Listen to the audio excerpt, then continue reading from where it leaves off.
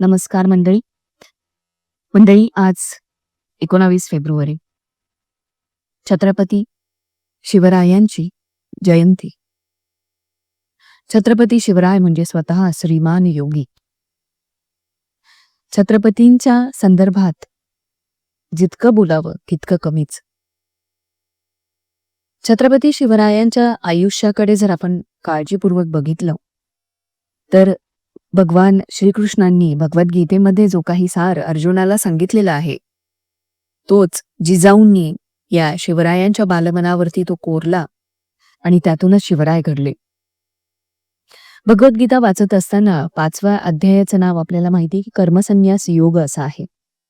आणि या कर्मसन्यास योगामध्ये संन्यासाची आणि कर्माची सांगड किंवा त्याचा सार सांगितलेला आहे.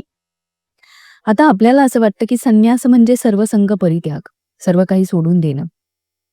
परंतु भगवान श्रीकृष्णांनी मात्र आपल्याला वेगळं सांगितलेलं आहे. सर्व कर्मांचा आणि सर्व विषयांचा परित्याग म्हणजे संन्यास नव्हे. मला वाटतं या कर्मसन्यास योग जेव्हा मी वाचत होते तेव्हा माझ्या पुढे छत्रपती शिवराय आले. आपले कर्म करत असताना, आपल्या स्वराज्याची बांधणी करत असताना कशामध्येही ते गुंतून राहिलेले नाही. आणि मला वाटतं खऱ्या अर्थाने कर्मसन्यास योग त्यांनी आपल्या आचरणातून आपल्याला जगवून दाखवलेला आहे. माऊलींनी ज्ञानेश्वरीमध्ये फार छान म्हटलेले बरं का. माऊली म्हणतात, आणि मी माझे ऐसी आठवण विसरले जयाचे अंतःकरण, पार्था तो संन्यासी जाण निरंतर. संन्यासी कोणाला म्हणावं याची व्याख्याच माऊलींनी इथे दिलेली आहे. आणि ही ओवी जेव्हा वाचली मी तेव्हा अचानकपणे विचारांची मालिका सुरू झाली. मी आणि माझे याचा मोह ज्याच्या अंतःकरणातून निवळतो तो खरा संन्यासी, असं भगवान श्रीकृष्ण अर्जुनाला सांगतात. मग संन्यास म्हणजे केवळ वस्त्रांमधील वैराग्य नव्हे, तर खरा संन्यास म्हणजे मनातील अहंकाराचा त्याग आहे. स्वार्थाच्या धुक्यातून कर्तव्याचा सूर्य उगवणे आहे. आणि हा जो काही अंतर्मुख संन्यास आहे तो आपल्याला तेजस्वीपणे दिसतो तो छत्रपती शिवाजी महाराज यांच्या जीवनामध्ये. सिंहासनावरती बसलेला राजा, परंतु मनामध्ये सेवकाची विनम्रता असलेला राजा. शिवचरित्रामध्ये अनेक कथा आपल्याला त्या संदर्भात दिसतात. महाराजांनी स्वराज्याला कधीच स्वतःची संपत्ती मानली नाही. हे स्वराज्य म्हणजेच श्रींची इच्छा, हे वाक्य, शिवरायांचं वाक्य आपल्या प्रत्येकाला माहीत आहे. शिवराय म्हणायचे, हे सर्व देवाचे कार्य, मी फक्त निमित्त. समर्थ रामदास सुद्धा शिवरायांचं कौतुक करताना म्हटलेलं आहे त्यांनी, नीतिवंत आणि जयवंत जाणता राजा, आचारशील विचारशील दानशील धर्मशील, सर्वज्ञपणे सुशील सकळा ठाई. शिवरायांनी प्रजेवरती अतोनात प्रेम केलं. आई जिजाऊंचे संस्कार, संतांचा प्रभाव आणि जनतेचे दुःख पाहून स्वतःच्या सुखाचा विचार बाजूला ठेवला. हा बाह्य नव्हे तर अंतर्मनाचा संन्यासच होता, नाही का? राजेपदावर असूनही नम्र आणि धर्मनिष्ठ असा राजा म्हणजे राजा शिवछत्रपती. महाराजांच्या जीवनामध्ये मी आणि माझे नव्हते, तर धर्म आणि स्वराज्य होते. छत्रपती शिवरायांनी सारी गरीब जनता स्वराज्याच्या छताखाली एकत्र केली.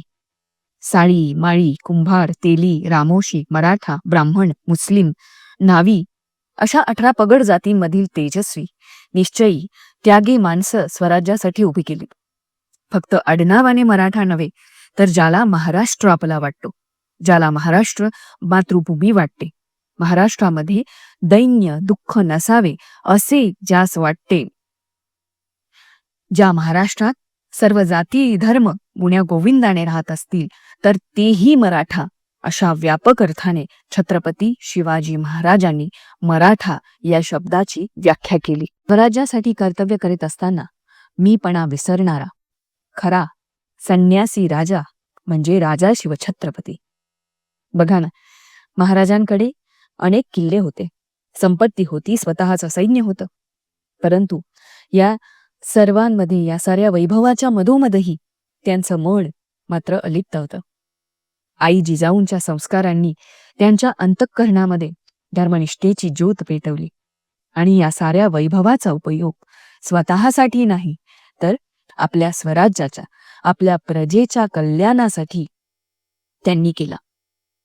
महाराजांच्या जीवनामध्ये मी आणि माझे नव्हते, तर धर्म आणि स्वराज्य होते.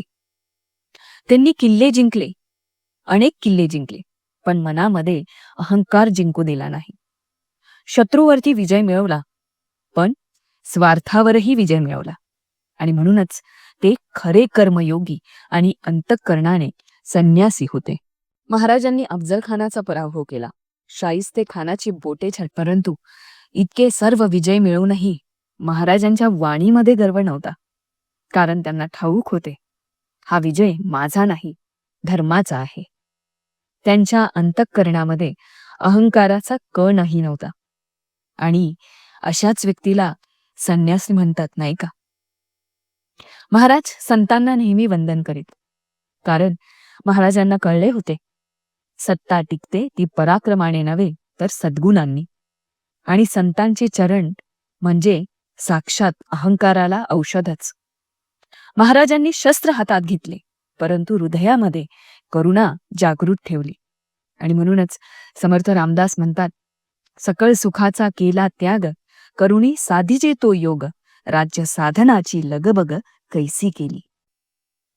आज 21व्या शतकामध्ये जगताना महाराज हे आजही आपल्या स्मरणात आहे आणि कायम राहतील आपल्या अखेरच्या श्वासापर्यंत.